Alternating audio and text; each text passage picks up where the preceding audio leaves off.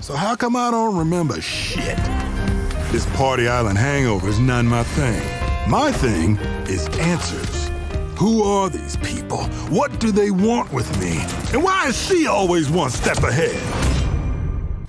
Come on, Colt. You gotta put this together. If you had told me a year, a month, or even a week ago that Deathloop would be one of my favorite games of all time, I wouldn't have believed you. I have openly expressed that I'm not a big fan of roguelike games, yet somehow Deathloop has completely encapsulated me. This is the first time in a long while that I have gotten into a shooter from Arkane Studios, the last one being the original Dishonored on the Xbox 360. But just like the concept of Deathloop being about time, all of my time has been sunk into the compelling story, immaculate gameplay, and overall feeling that I was left with when completing the game.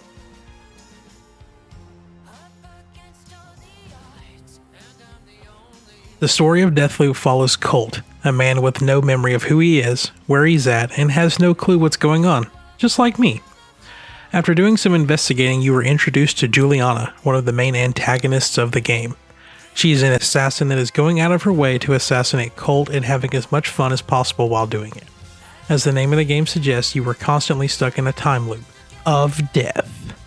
Every time Colt dies, he reawakens on the beach ready to start a new day. When the game starts, this isn't the first time that Colt has awoken on the beach, and it for sure won't be the last. Your objective is simple: remember who you are, figure out why you're stuck in the loop, and break the cycle.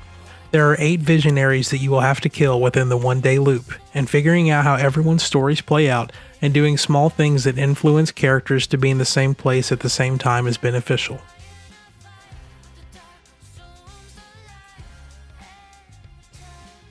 If you've ever played a shooter from Arkane, you will have a general understanding of how Deathloop is going to play. Once you make it through the tutorial of the game, Colt will have several items at his disposal to help him break the loop. Besides the standard items like guns and a giant machete, Colt can also access unique abilities to aid him in combat and traversal of Black Reef. The first ability, and by far the best out of the bunch, is the Reprise ability, enabling Colt to have 2 extra lives during each run through the loop. For a game that can be especially difficult in the beginning with the constant worry about losing all of your gear, it is rather helpful to be able to take a second or third chance of making it out alive. The game gives you several different ways to tackle obstacles. You can sneak past enemies, take them out stealthily, or go full gung-ho against them. Since this is a roguelike, I would advise you to not go full guns blazing all the time. Once you die or complete a full day, you're taken back to the start of a new day, resetting all the items you've gathered along your journey. The only thing you get to keep is the information you've gathered. Any safe combinations you learn will still be readily accessible once you make your way back to them again.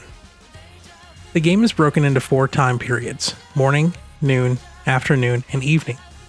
Different events take place during each of the time periods, and different characters will be at certain locations depending on the time of day as well. In your quest to eliminate the 8 visionaries, it is apparent to figure out all of the leads and do some investigations to take out several visionaries at the same time period. Only then will Colt be able to escape the loop.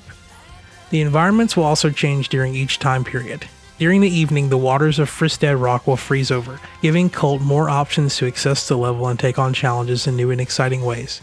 Each of the different areas offers similar experiences to this, and I encourage you to explore all of your options when playing through the game.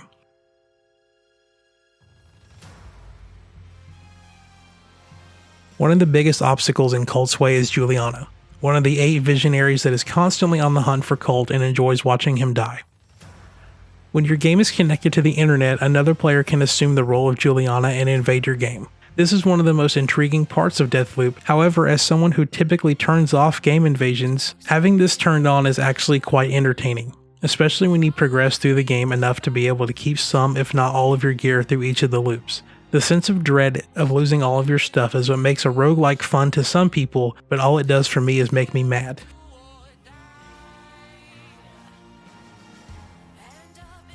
Overall, my time with Deathloop has been quite the thrill ride.